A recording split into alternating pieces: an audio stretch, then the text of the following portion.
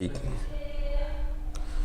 आज हमने 3 dimension geometry का टॉपिक जो बड़ा इम्पोर्टेंट है वो शुरू करने इस वीडियो में, और काफ़ी चीज़ें फंडामेंटल नॉलेज जो हमारे सामने आएगी उसको ही हमें समझना है।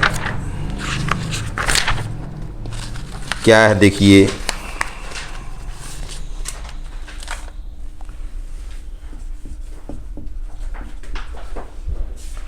Three dimensional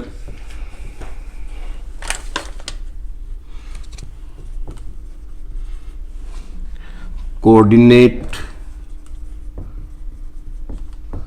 geometry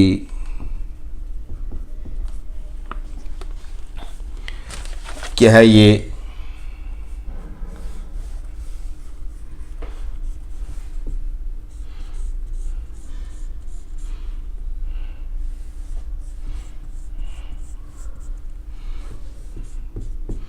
x axis, y axis, z axis,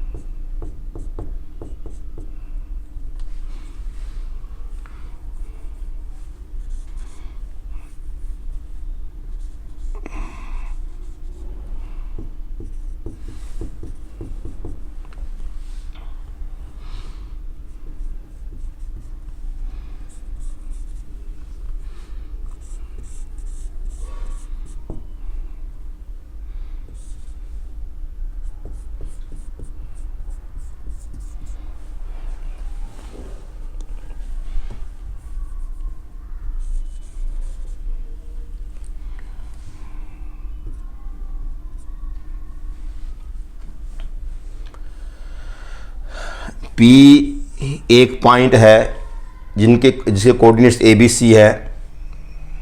space के अंदर पॉइंट है, ए पॉइंट एक्स एक्सिस के ऊपर है, ये ओरिजिन है। एक्स एक्सिस के ऊपर आपको मालूम है वाई और जेड की वैल्यू 0 होगी, ए 0 0। कोऑर्डिनेट्स ए पॉइंट के आए। बी पॉइंट वाई एक्सिस के ऊपर है, 0 बी 0, कोऑर्डिनेट्स बी के आए। सी पॉइंट जेड एक्सिस के ऊपर है, एक्स और वाई के लिए 0 होगी, 0 0 सी पॉइंट के कोऑर्डिनेट आ गए। ये पॉइंट जो डी ई एफ है, D point x y plane के अंदर है। एक्स वाई प्लेन के अंदर वाई की वैल्यू, एक्स वाई प्लेन के अंदर जेड की वैल्यू 0 होगी, A B 0।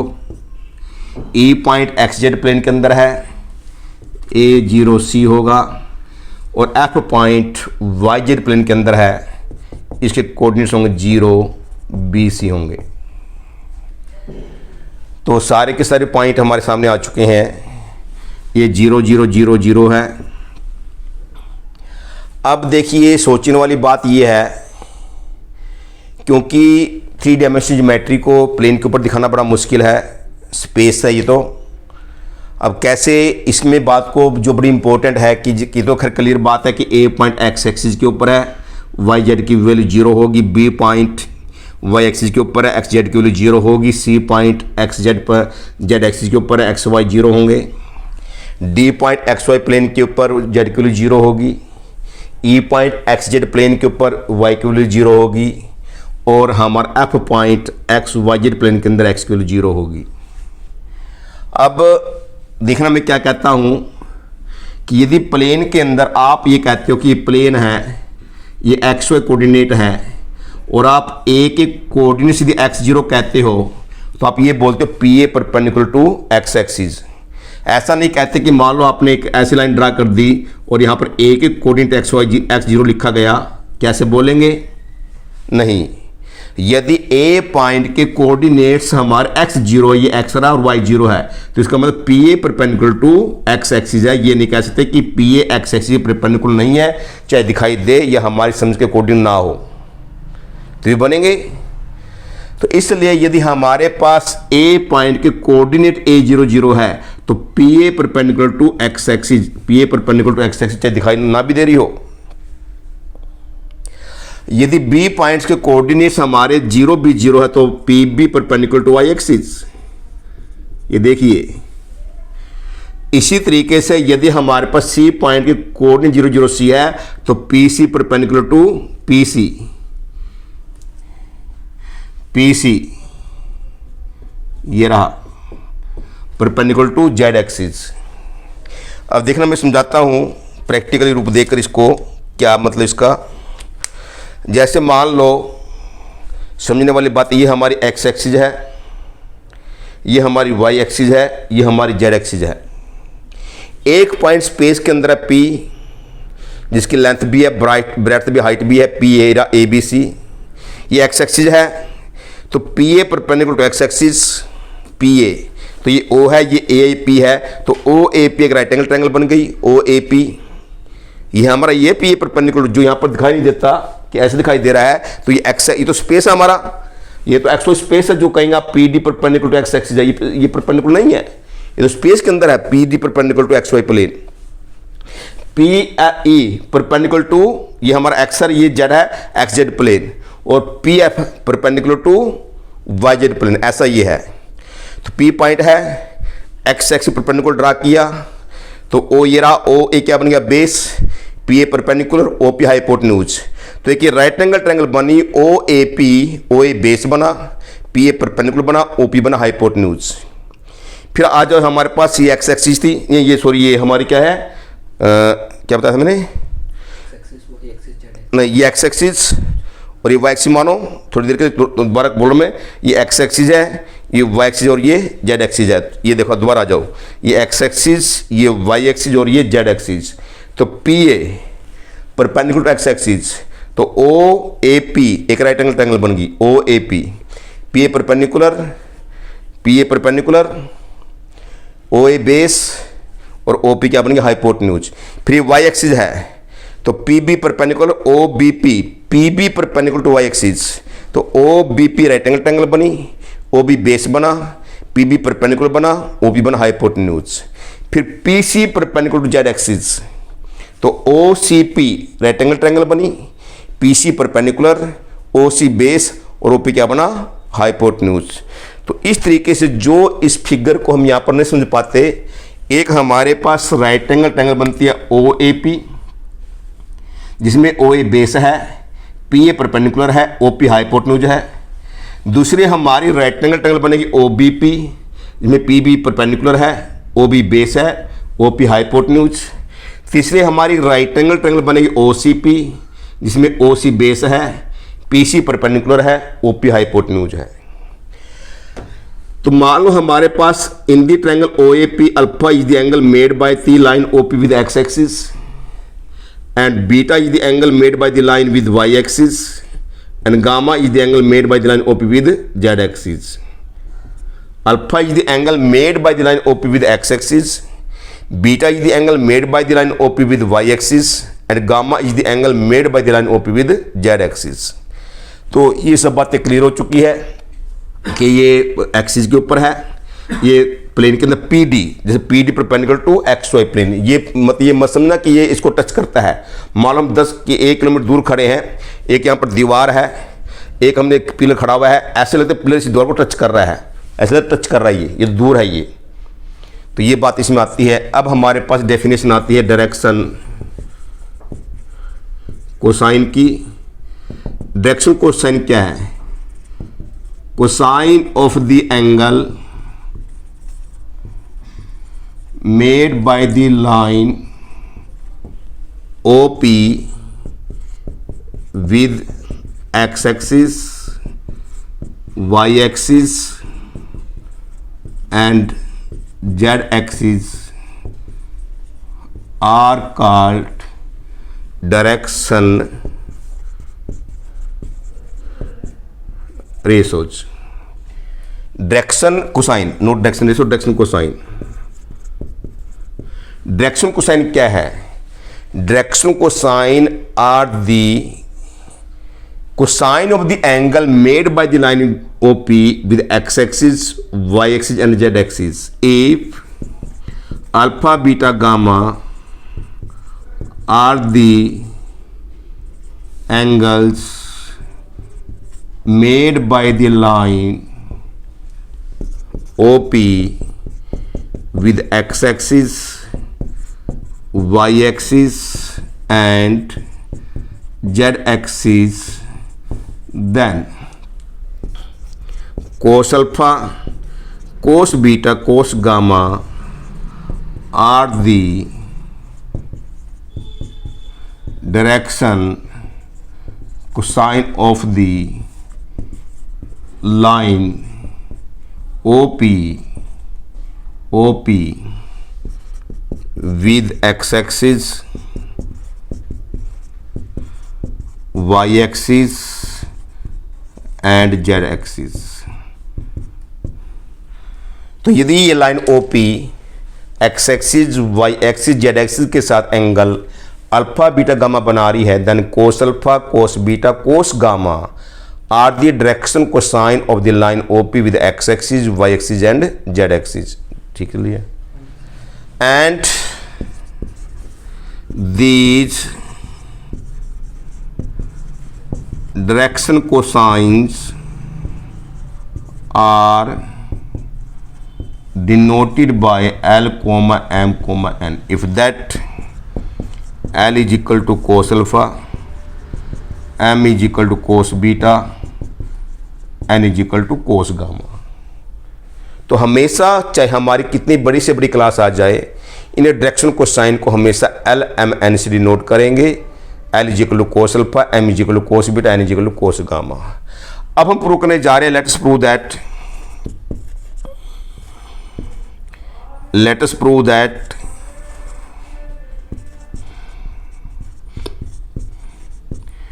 L square plus M square plus N square is equal to 1. If that cos square alpha plus cos square beta plus cos square gamma is equal to 1. अभी prove करने जा रहे हैं कि सम of the square of the direction cosine always equal to 1. कैसे? देखिए. Now in the right angle triangle OAP cos alpha क्या बनेगा? Cos base upon hypotenuse. Base OA है, OA upon hypotenuse, OA A के बराबर है, A अपॉन OP आ गया. In the right angle triangle OBP cos beta क्या बनेगा? OB upon OP, B upon OP आ गया. In the triangle right angle triangle OCP cos gamma क्या बनेगा? OC upon OP, C upon OP आ गया. स्केयरिंग एंड एडिंग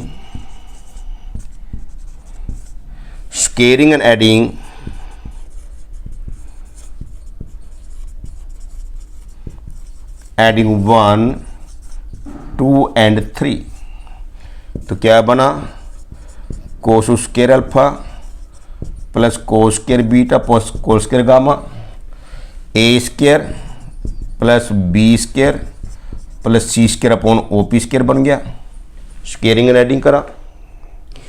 अब यदि हम डिस्टेंस फार्मूले से OP डिस्टेंस निकालें, बट डिस्टेंस OP क्या बनेगा देखना. ये रहा P के कोऑर्डिनेट्स ABC, O के कोऑर्डिनेट 0, 0, 0, A मान 0 का होल स्क्वायर, A मान 0 का होल स्क्वायर, B मान 0 का होल स्क्वायर, C मान 0 का होल स्क्वायर का स्क्वायर रूट. तो OP स्क्वायर वही आ गया, या A square plus B square plus C square OP square आ गया. तो ये बना OP square upon OP square क्या बन गया? 1 बन गया. तो ये जो हमारा डायरेक्शन कोसाइन की बात थी, जो बड़ा इंपॉर्टेंट टॉपिक था कि डायरेक्शन कोसाइन क्या होती है. Direction cosine are the cosine of the angle made by the line OP with x axis, y axis and z axis. If alpha beta gamma are the angles made by the line OP with x axis, y axis, z axis, then cos alpha, cos beta, cos gamma are the direction cosine of the line OP with x axis, y axis and z axis, and always these direction cosines are denoted by L, M, N। ये नहीं है कि हमारा ये L बन जाएगा, ये M बन जाए, N बन जाएगा।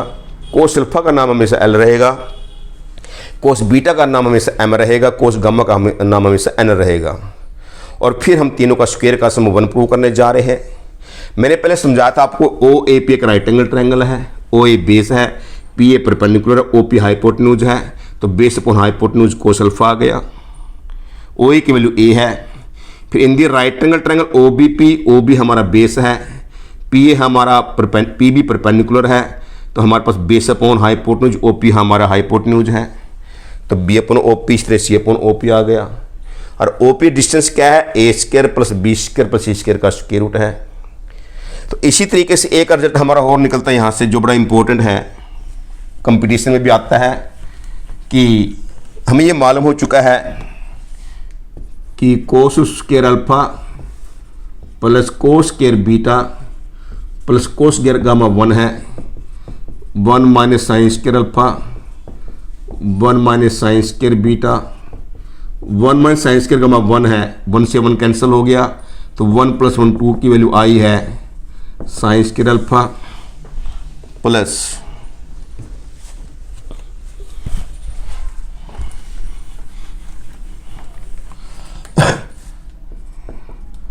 Sign square beta plus sine square gamma. तो एक एक्सप्रेशन हमारे सामने आया कि if alpha beta gamma are the direction angles made by the line OP with x axis, y axis and z axis, then sine square alpha plus sine square beta plus sine square gamma is equal to 2। अब हमारे पास next topic आता है direction ratios क्या होती है। Direction ratios और numbers. The numbers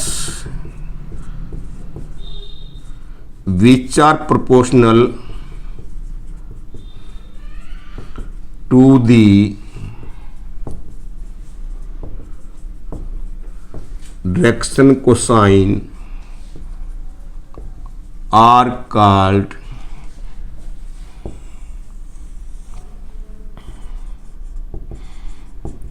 direction ratios or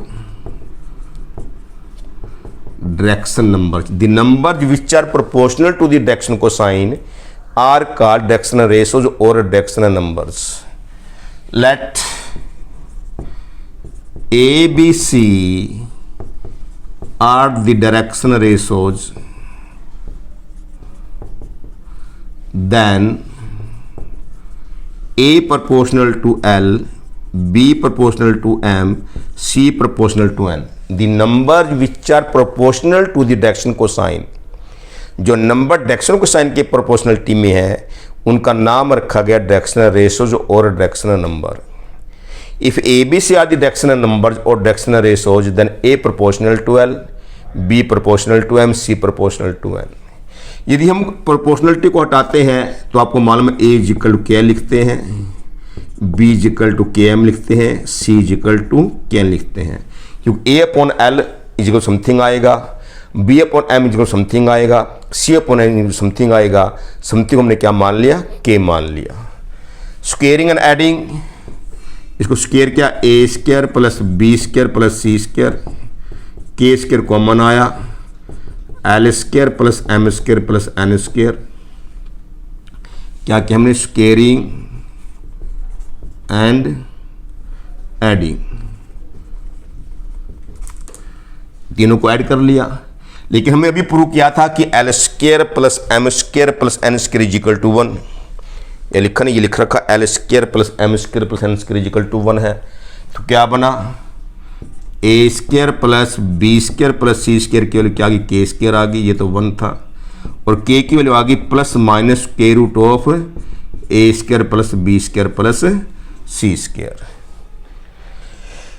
अब देखिए L is equal to A upon k है, plus minus a upon square root of A square plus B square plus C square, L की value निकल गई।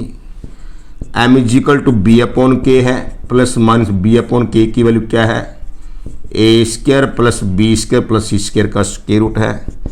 N is equal c upon k है, c upon square root of A square plus B square plus C square है। तो क्या result निकल रहे हैं, कितने बेस्ट रिजल्ट हमारे सामने आते जा रहे हैं कि यदि हमें किसी लाइन की डायरेक्शनल रेशो मालूम है और plus minus sign are taken according to the line making acute angle और ऑब्टूस एंगल। मोस्टली प्लस का निशान लेते हैं हम, ये माइनस का निशान मतलब एक्यूट एंगल और ऑब्टूस एंगल के अकॉर्डिंग ये हमारा प्लस माइनस का निशान है। तो इससे रिजल्ट क्या निकला कि L is equal to A upon square root of A square plus B square plus C square, M is equal to B upon A square plus C B square plus C square square root, और N is equal to C upon square root of A square plus B square plus C square है।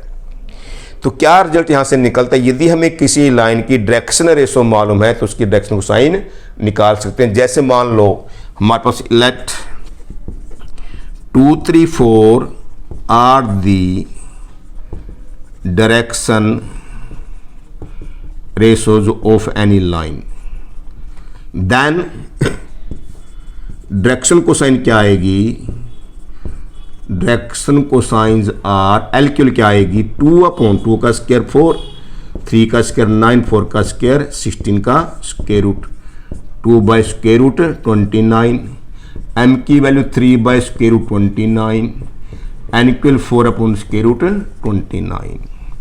तो यदि हमें किसी line की direction ratio मालूम हो जाए तो डायरेक्शन कोसाइन निकाल सकते हैं। हाँ, लेकिन डायरेक्शन कोसाइन मालूम है तो डायरेक्शन रेशो नहीं निकाल पाएंगे, ये आपके सामने है।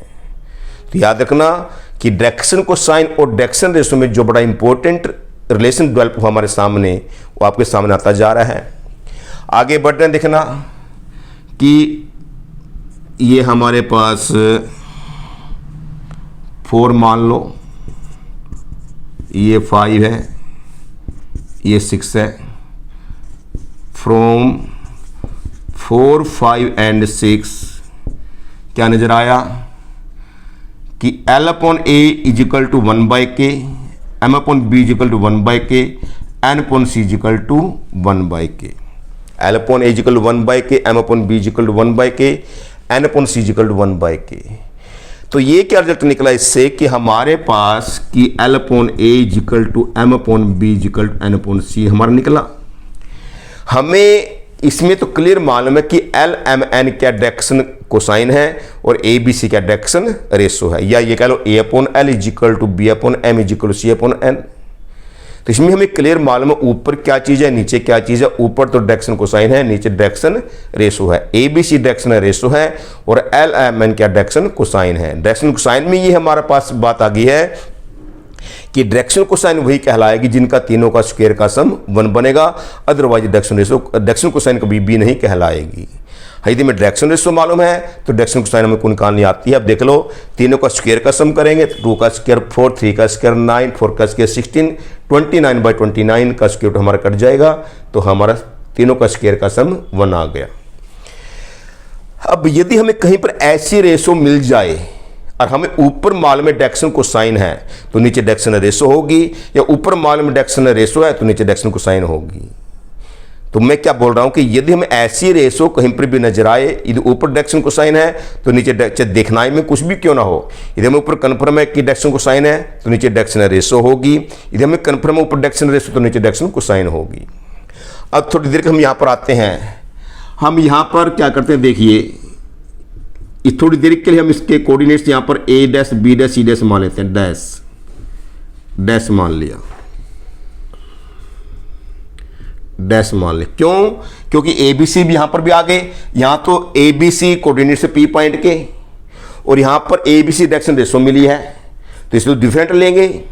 तो इसलिए उससे थोड़ा डिफरेंट करने के लिए मैंने यहां पर डैश बना दिया, और ये डैश बन जाएगा, ये डैश बन जाएगा, ये डैश बन जाएगा, और डैश का स्क्वायर, ये डैश का स्क्वायर, डैश का स्क्वायर ऐसे बन जाएगा।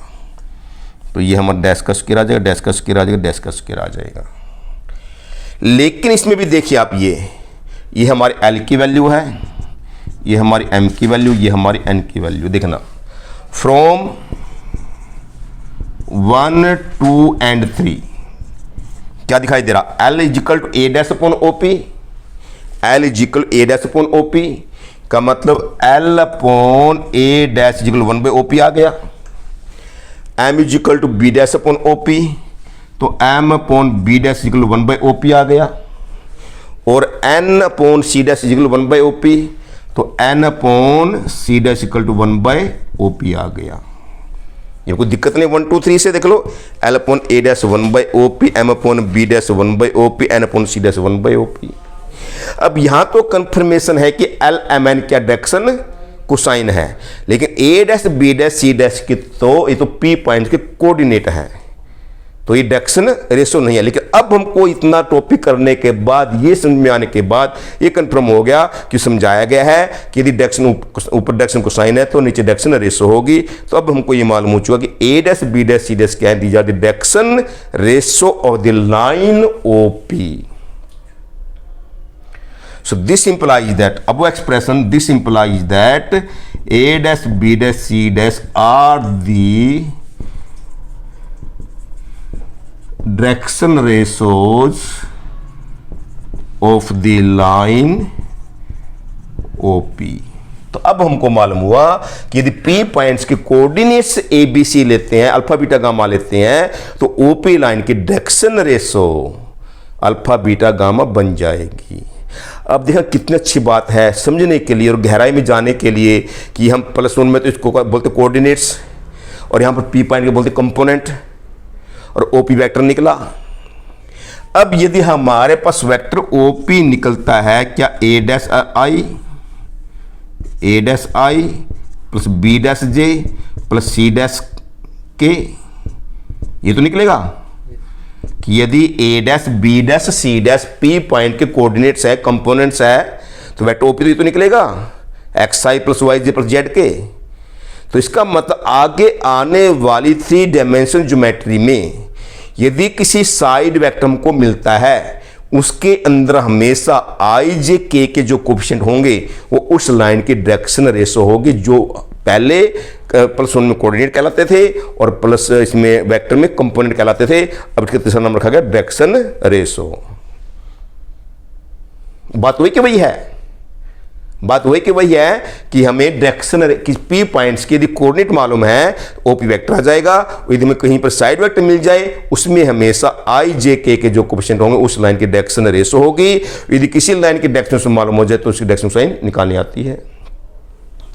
आगे बढ़ते हैं। हाँ, पहले आ जाते हैं what are the direction ratios and direction cosine of x axis. कैसे? अब एक्स एक्सिस खुद के साथ एंगल क्या बनाती है? भाई किसी लाइन की डायरेक्शन कोसाइन निकालनी हो तो वो लाइन पहले एक्स एक्सिस के साथ, फिर वाई के साथ, फिर जेड के साथ जो एंगल बनाएगी उन्हें कोसाइन लेंगे। तो एक्स एक्सिस खुद के साथ 0 बनाएगी, कोस 0 1 बन गया। वाई के साथ 90 बनाएगी, कोस 90 0 बन गया। जेड के साथ 90 में कोस 90 0 बन गया। तो क्या बना? 1 0 0 are the direction cosine of x axis. और ये डायरेक्शन रेशो है, ये डायरेक्शन रेशो है, क्योंकि 1 0 0 प्रोपोर्शनल टू 1 0 0 रहेगा। ऐसे ही हमारे पास y की डायरेक्शन कोसाइन, y एक्सिस 90 कोस 90 0, y खुद के साथ 0 कोस 0 1 0। तो 0 1 0 आर द डायरेक्शन रेशो और direction cosine of y axis. And similarly, ठीक है, similarly 0 0 1 are the direction ratio और direction cosine of z axis. कितना इंपॉर्टेंट टॉपिक है देखो कि 1 0 0 आर द डायरेक्शन रेशो और direction cosine of x axis, 0 1 0 are the direction ratio और direction cosine of y axis, and 0 0 1 are the direction ratio और direction cosine of z axis. ये आ गया हमारे सामने।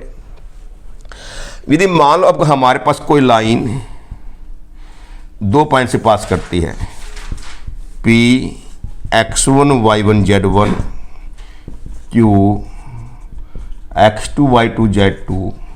तो ये आपको पहले मालूम वेक्टर पी क्यू क्या बनेगा? x2 minus x1 into vector i plus y2 minus y1 into vector j plus z2 minus z1 into vector k।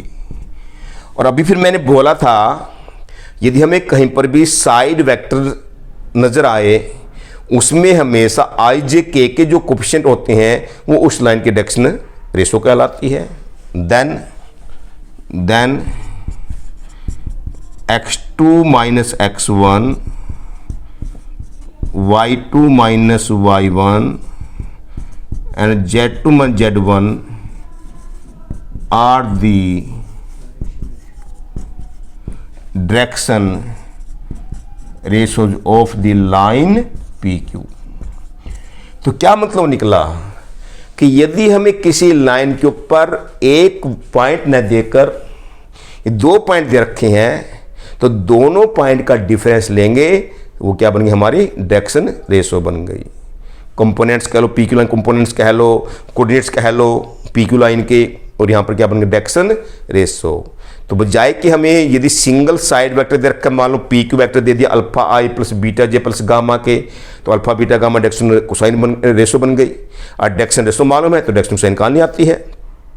यदि कोई लाइन दो पॉइंट से पास करती है तो उन पॉइंट्स के जो कोऑर्डिनेट्स का जो डिफरेंस लेंगे वो उस लाइन की क्या बनेगी डायरेक्शन रेशो बन गई। और यदि किसी लाइन की डायरेक्शन रेशो निकालनी आती है तो डायरेक्शन कोसाइन क्या बनेगी, ये ए है, ये बी है, ये सी है, A upon A square plus B square plus C square का square root, B upon A square plus B square plus C square square root, और C upon A square plus B square plus C square का square root.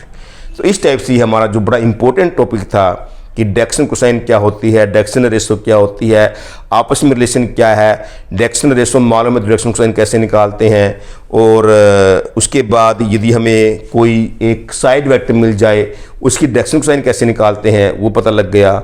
और यदि कोई line दो point से पास करती है उसकी डायरेक्शन कोसाइन कैसे निकालते हैं, तो सबसे पहले बात आती है कोई यदि साइड वेक्टर हमको मिलता है तो उसमें जो आई जे के कोएफिशिएंट है उस लाइन की डायरेक्शन रेशो है, और हमको ये मालूम हो चुका है कि डायरेक्शन रेशो मालूम हो तो डायरेक्शन कोसाइन निकाल सकते हैं। फिर उसके बाद कोई लाइन दो पॉइंट से पास कर रही है उसकी डायरेक्शन रेशो मालूम है, और यदि डायरेक्शन रेशो मालूम डायरेक्शन कोसाइन निकालनी आती है। तो ये सारा इंपॉर्टेंट टॉपिक था कि डायरेक्शन कोसाइन के बारे में, डायरेक्शन रेशो के बारे में। तो वीडियो में आप देखेंगे कि ये हमारे पास एक्स एक्सिस है, ये वाई एक्सिस जेड एक्सिस है। तो हमने एक पॉइंट स्पेस के अंदर लिया, परपेंडिकुलर ड्रा किया, ऐसे किया, फिर हमने इसको पहले पाइप बनाया कि यहाँ पर A B C point x axis y z axis के ऊपर थे, ए 0 0 लिया था, 0 B 0 से बता दिया मैंने, और ये चीज़ें सारी आपके सामने क्लियर है। तो ये था हमारा टॉपिक आज का डायरेक्शन रेशो और डायरेक्शन कोसाइन के बारे में। देखते हैं मुझे देखता हूँ क्या चीज़ है।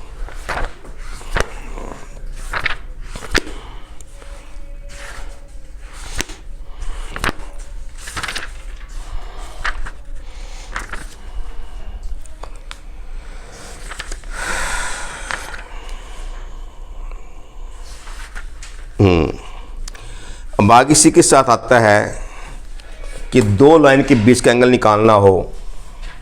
जैसे मान इसने कह दिया, सिंपल सी बात, मान लो एक वेक्टर कह दिया a1i plus b1j plus c1k, दिख नहीं रहा,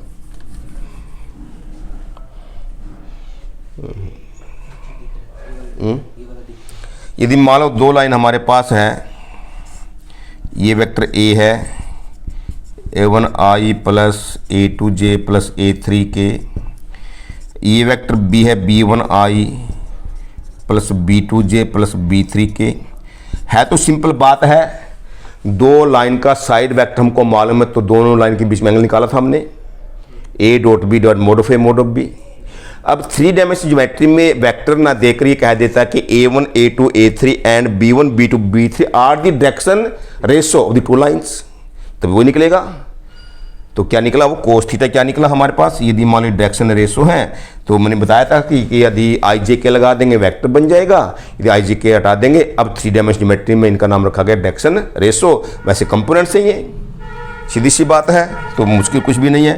तो a1 b1 plus a2 b2 plus a3 b3, और नीचे वही आएगा a1 का स्क्वायर प्लस a2 का स्क्वायर a3 का square root, b1 square b2 square b3 square का स्क्वायर रूट आ गया।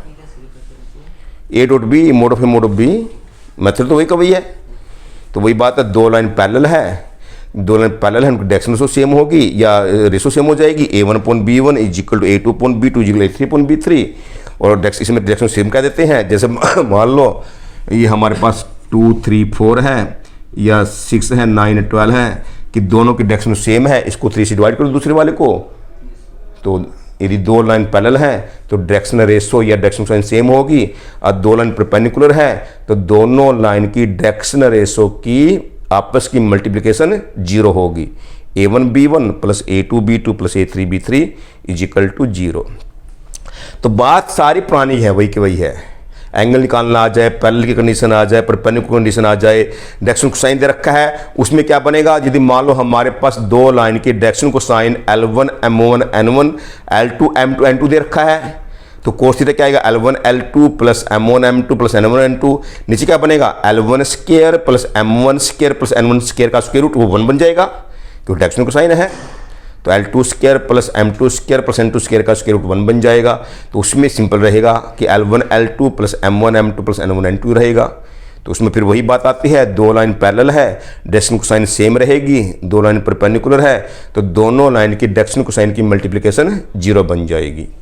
तो क्योंकि मोस्टली हमको मिलेगा डायरेक्शन रेशो मिलेगी, यदि डायरेक्शन कोसाइन मिलती है तो उसके हिसाब से निकालेंगे, डायरेक्शन रेशो मिलती है तो उसके हिसाब से निकालेंगे। तो ये हमारा सारा आज का टॉपिक रहा जो बड़ा ही इम्पोर्टेंट था।